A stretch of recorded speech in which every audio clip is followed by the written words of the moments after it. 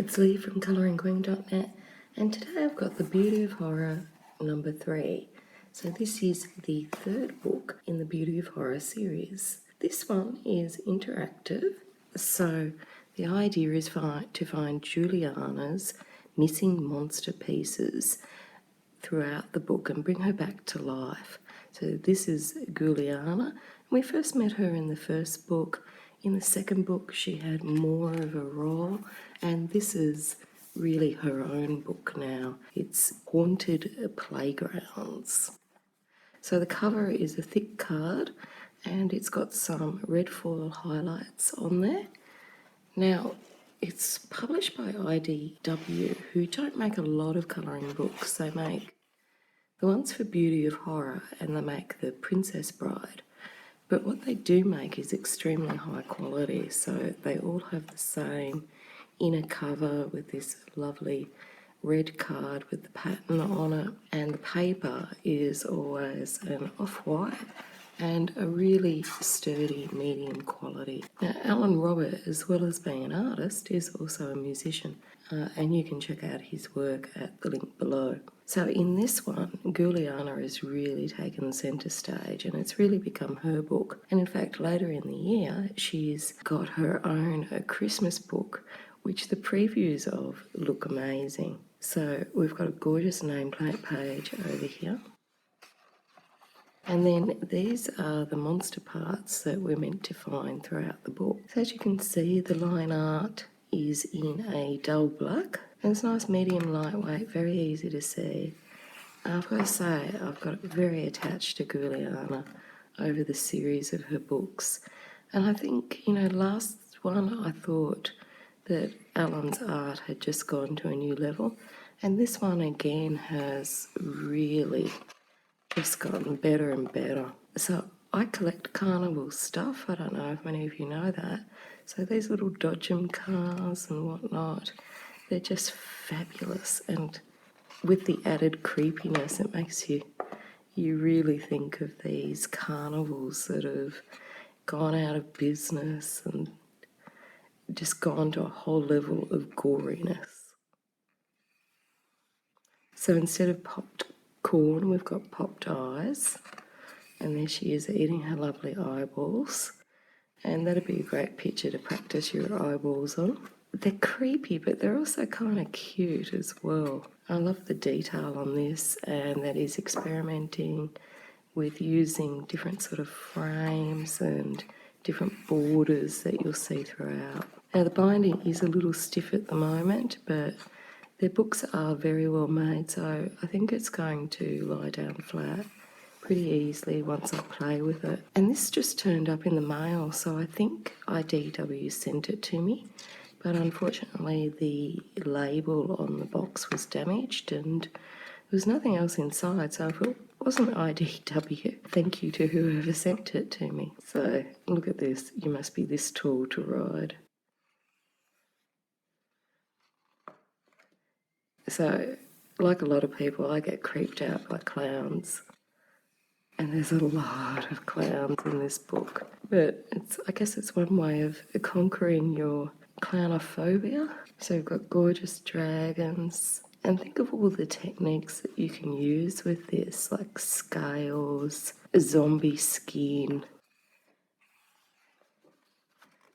bones, of course eyeballs. This is hula hooping, levitating through the ring. And look at that bunny rabbit. It's the creepiest bunny I've seen for a while.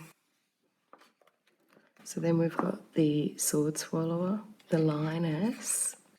So it really reminds you of one of those old-fashioned carnivals. Now this one's a little close to the spine, but it should crack open in due course. Might have to get some muscles onto it.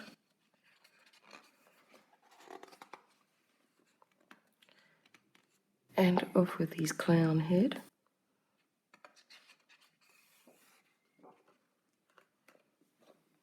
I haven't actually been looking for the missing parts, but they must be around here somewhere. So throw a head and dunk the dead. And now we've got a whole double page scene of clowns, dead clowns. I'm actually not finding this as creepy as I thought I would. So I think the carnival stuff just makes it very cute. And we've got our vultures. And our Hall of Mirrors.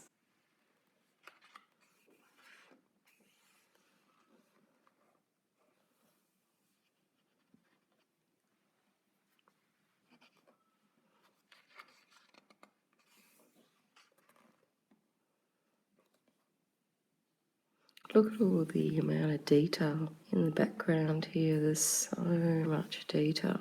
Now, of course, this is not for someone that doesn't like, skeletons and whatnot. But it's going to be a great one, I think, coming up to Halloween when we all want something creepy to colour. And of course, any of Alan's previous books would suit that purpose as well. And I think the Christmas one is also going to be very useful at the end of the year when we're wanting some alternative to all the Christmas books. And as well, there'd be images in there that would be great for Halloween as well. This, isn't it gorgeous? She's all been stitched back together again.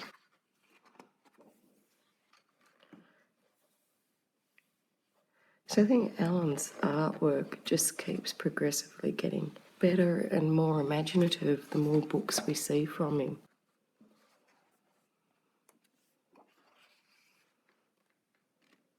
Oh, I don't like that poor little bunny. That poor little bunny's been skinned and... Ew, poor bunny. It's another great double page scene. Lots of different intricacies in here, like the cave, the perception of it. Lots of fine details if you've got a minor visual impairment. Some of these you might need to pop the magnifying lamp on for.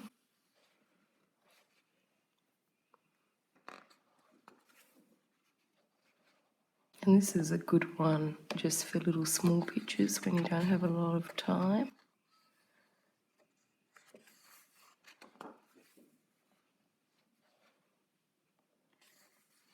We've got our tarot cards. So no death card, or maybe it's hiding behind. Then we've got the fear your future.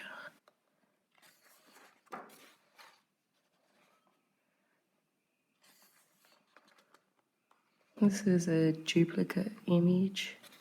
They're both the same. Now, ideally you should use pencils on this. If you're going to use watercolours or whatnot, I would test it out on those pages at the beginning, because even though the paper is great, it's not designed for wet media or alcohol markers. So test it out on the front, and depending on your style and how much water you use, etc. Isn't this great? I love this little car tire swing they've got happening here.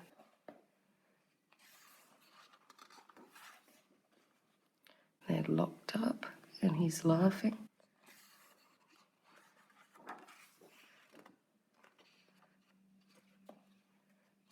I think this was the best idea for this book. Seriously, you've got carnivals with creepiness. It kind of goes together, but also it kind of cute. This one's a lot finer detail, so if you do have a minor visual impairment, you may need the magnifying lamp for that one. And we've got our lovely skeletal mermaid there.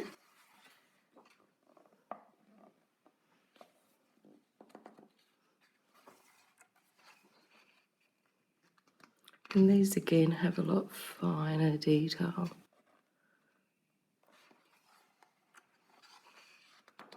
And this one's in a really vivid, solid black, which is a nice contrast to the others.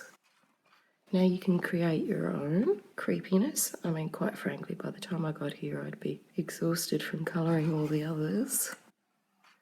And we've got Juliana's colour palette where you can pop down your colour schemes. And some pages indicating where those missing parts were. And all too soon, it has to end. And I love the way they've got the prelude to the Christmas book here. So just when you thought the evil was over, Christmas comes and she's back. see what she has for good old St. Nick. So that will be something to look forward to this Christmas. And at the back we've got that gorgeous cover. It's really thick card, it's a really sturdy book. And of course the inner cover has this fold out that you could colour in as well. So a beautiful book in the Beauty of Horror series. Until next time, happy colouring.